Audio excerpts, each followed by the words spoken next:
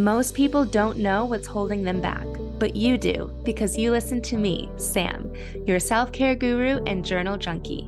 Welcome to Journal Entries, your safe place where you can tune in weekly to get tips, tricks, and journal prompts to uncover your feelings, gain clarity, and make your move. Hello. Welcome to this week's journal entry. I just got done with my workout. So if you are watching this on YouTube, this is my sweaty selfie appearance. As I was working out, I had this thought of a recent breakthrough, if you will. And I've been experiencing this breakthrough so frequently lately, and it just keeps coming up. And I was like, I need to share this because I felt so alone in this like mindset and just I thought it was like the way that I was.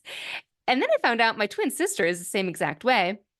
And now I'm like, well, maybe we're not the two people. Maybe you might be experiencing this as well. And there's hope that it doesn't always have to be this way.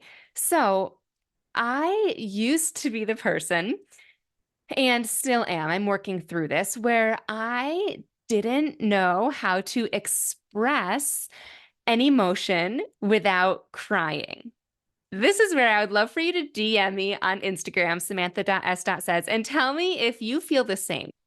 Whenever you feel a big emotion, whether it be sadness or even like frustration or, I don't know, jealousy, loneliness, guilt, anything that seemed really big, it meant that I would cry if I had to express that because I didn't know how to like rein it in. But also I would experience the emotion and almost immediately be this like positive person and find the positivity in it. So, but also stuffing the emotion down. Like, yes, I'm feeling sad, but this is the good that's coming from it, or this is why it's actually, in my favor, and not honoring the fact that I also am feeling sad or that I also felt upset about that. So I would let these emotions build up so that when I did experience an abundance of an emotion or it just like overflowed, I would cry. So if you're not following, I will give you an example because all of this made me not want to express emotions, which then just like it was a cycle, right? All of this made me not want to express emotions.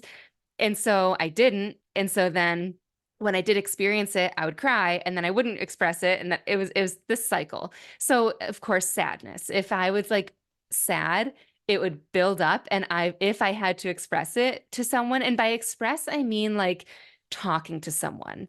If they said like, hey, I heard that, your grandfather passed away, and I was like super sad about it, I would cry.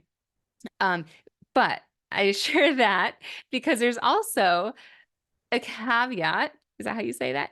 To this, because when my grandfather passed away, I actually felt guilty because I still remember exactly where I was when my dad called me and he told me that my grandfather passed away. And I didn't cry when he told me the news. And I felt guilty because I thought that it meant that I wasn't sad. Like, how can somebody die and me not crying felt like it represented like, oh, too bad. That really stinks. On with my day. I didn't realize that like there are varying emotions of sadness, varying degrees of sadness. Frustration was another one. When I was living in Boston with my ex, we were driving home one weekend to my home to visit my family. And we drove about 30 minutes out of the city, which if you know Boston, traffic is crazy. We finally made it out of the city and literally to the tolls. And we realized we forgot something at our apartment. And it was around that same time that our family dog had died. Man, there's a lot of death in this episode. But the frustration of like having to go back through all that traffic and then back, and we were going to be later to my parents' house than I had wanted. And then I never even processed the fact that my dog died. All of that, I just burst into tears, like this overreaction of all of the things, because it just, all my emotions overflowed. If I was nervous about something, if I didn't have to express it, I was fine because I would stuff it down. But if I did, I would just cry. An example of this is usually I get nervous to have like a big or like a tough conversation with somebody. And 9 times out of 10, I would cry during that conversation just because I felt this like burning sense inside of me of like nerves and like anticipation. And it just came out in tears. So I don't know if anybody else is like that. Me and my twin sister have been like that. So recently, though, I was in therapy and we were talking about a certain situation. And of course, she was saying, like, does this make you feel? And what specifically is happening?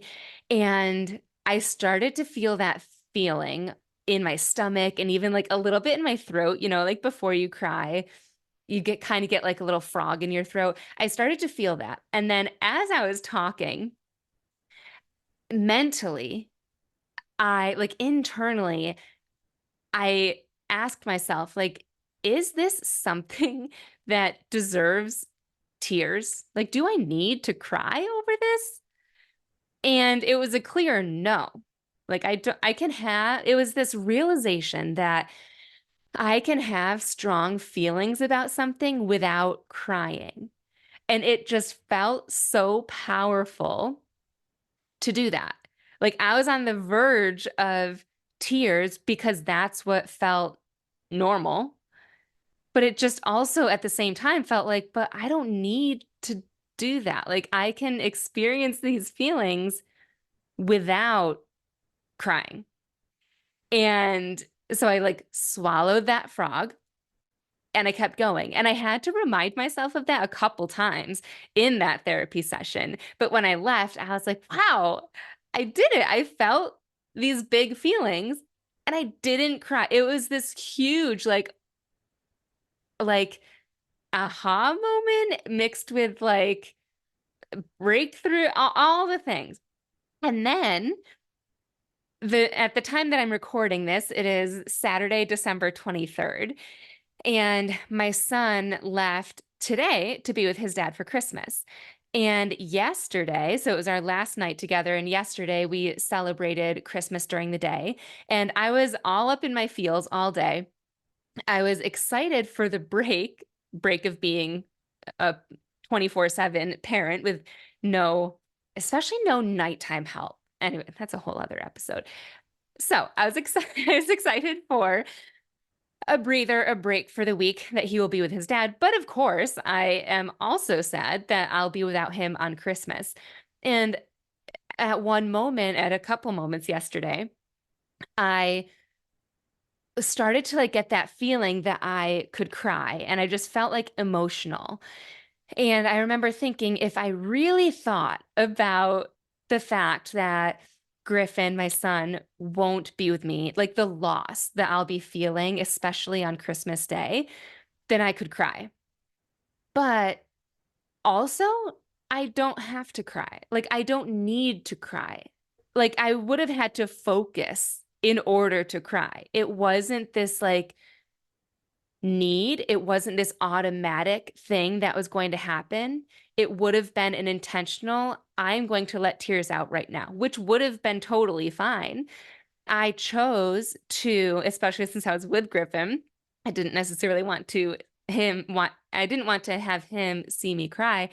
I chose to feel the sadness without crying and be happy that today I get a break, that I was able to work out. And then afterwards, I decided that I was going to do a yoga like stretch session. And then after that, I did a meditation that never happens when my son is here because I'm needed as soon as I do my workout. So I'm excited and happy and all of that. And I can be sad without crying. So I'm learning to experience and express a range and different magnitude of emotions. And it feels really cool. It's something that I never was aware of until I experienced what I've been experiencing lately. So if you feel the same, like overly reactive, and potentially for you, it is tears, or maybe for you, it's like yelling and anger or whatever, this is what's helped. It's not like an overnight fix, but I believe that the thing specifically that has helped me is normalizing the emotion by journaling about them. And I'm going to give you some specific journal prompts shortly. But I just realized that sadness isn't so scary when you talk about it. And by talk about it, I mean in your journal. All of these emotions, before opening up to anybody about them, I opened up to myself. I wrote them out in my journal. I processed them on my own. And so just writing about it became less scary. Sadness became less scary. Jealousy became less scary. Loneliness became less scary. Fear became less scary when I normalized it, when I realized like I can feel these feelings and it's okay. I like allowed myself to open the wounds, air them out, and through that I felt this sense of safety in my journal, and time healed that. Experiences healed that. And it's been this like slow and steady uncovering, if you will, in my journal. But that normalizing, I think, is what was the biggest thing. I stopped putting these quote unquote big emotions, really any emotion other than happiness and positivity, on a pedestal thinking, ooh, they're bad. And, I also realized that crying isn't bad. If I do cry, that's okay too. So, like any reaction is safe. And I just validated that first in my journal and then in conversations with people. And now I'm experiencing it on what feels like a bigger scale. So here are some journal prompts for you if you find yourself in a similar boat. At first, the prompt was, what big emotions have you stuffed down recently or in the past? And then I struck through, I crossed out big because truthfully, the feelings never felt big in the moment. So the prompt for you is just simply, what emotions or feelings have you stuffed down recently or in the past? They don't need to be a big emotion. Then what situations caused those emotions or feelings. Then give yourself permission to feel them, and in a way where when you're feeling them, either just by sitting there while you're journaling, or maybe you're writing about the experience, accepting yourself, accepting the situation, accepting the way that you handled it, even if it wasn't how you would handle it today, accepting the way that you did, because that's the best that you could in the moment, and accepting yourself for feeling them and validating that your reaction is a safe reaction. Your reaction was a safe reaction when you were going through that. So, what are those emotions that you stuffed down recently or in the past? What situation? And if that's hard to think of, maybe if you're similar to me with the tears, what is it that triggers you to cry? Maybe it's the tough emotion or tough conversation, or sadness triggers it, or anger, something like that. And I always was like, why, when I'm angry, why do I want to cry? Anyways, then specific situations that caused those emotions could be in the past, or it could be something you're currently going through, and give yourself permission to feel them, accept yourself for feeling them, for having them, and validating that your reaction to those emotions are safe and valid and okay. And that by this process, you're normalizing them. And over time, you too will be able to express emotions in a not so dramatic way. It just felt so dramatic to me every time I had to express something, and I hated that. So it just feels now like I'm in more control. I'm more intentional. I'm coming off as I actually want to. Like I'm being heard more because the focus isn't on the tears. The focus is on what I'm saying. It's just a beautiful thing. So I hope that this episode helps you. If you know somebody that is going through this or feels like this, please share this with them. And I will share all of those journal prompts in the show notes. So you don't have to write those down. Circle back to the show notes when you have a free moment to journal. Thank you so much for tuning in, and I will see you next week. Thanks so much for tuning in to this week's journal entry. I love connecting with my listeners, so make sure you screenshot this episode and tag me on Instagram at samantha.s.says so I know you're listening. And don't forget to grab your free training and journal prompts at www.samanthapenkoff.com/podcast.